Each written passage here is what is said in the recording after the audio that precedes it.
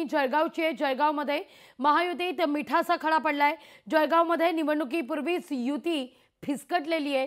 पाचोरा या ठिकाणी पाचोरा भडगाव या मतदारसंघात शिंदेच्या शिवसेनेचे आमदार किशोर पाटील यांनी स्वबळावर निवडणूक लढवण्याचं जाहीर केलंय। त्यामुळे भाजपच्या वतीने आमदार मंगेश चव्हाण यांनी तातडीने बैठक घेऊन भाजपही स्वबळावर लढणार असल्याचं स्पष्ट केलंय। त्यामुळे निवडणूक घोषित होण्यापूर्वीच महायुतीत पाचोरा या ठिकाणी मिठाचा खडा। मी माझ्या मतदारसंघाचा विषय आहे।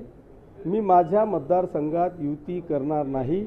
माझ्या मतदारसंघात पाचोरा भडगाव मतदारसंघात शिवसेना सर्वच्या सर्व स्थानिक स्वराज्य संस्थांवर अकेला चलोरे आहे।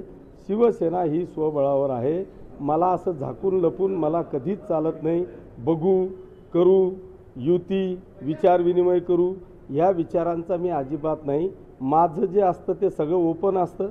त्याच्यामुळे कदाचित महाराष्ट्रातला मी पहिला आमदार असेल की मी माझ्या मतदारसंघात युती होणार नाही। शिवसेना ही स्वबळावर लढेल।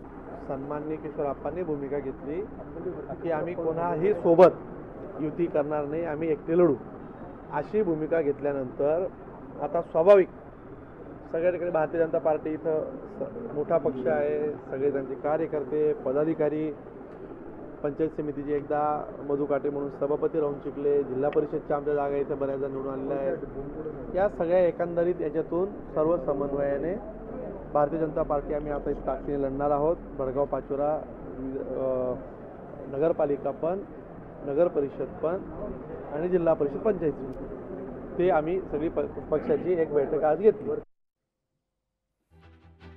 या सगळ्याविषयी आपण अपडेट सुद्धा घेणार आहोत। भाजपनं आता या सगळ्या मुद्द्यावर तातडीची बैठक बोलावलेली आहे। भाजपनं देखील स्वबळाची घोषणा आता केलेली आहे।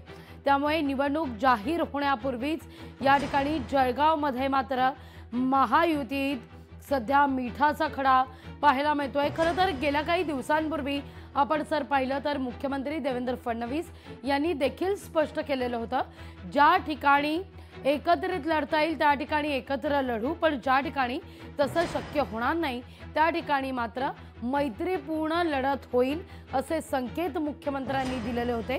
आता या सगळ्या घडामोडींच्या पार्श्वभूमीवर जळगावमध्ये आपण पाहतोय महायुतीत मिठाचा खडा पडताना दिसतोय।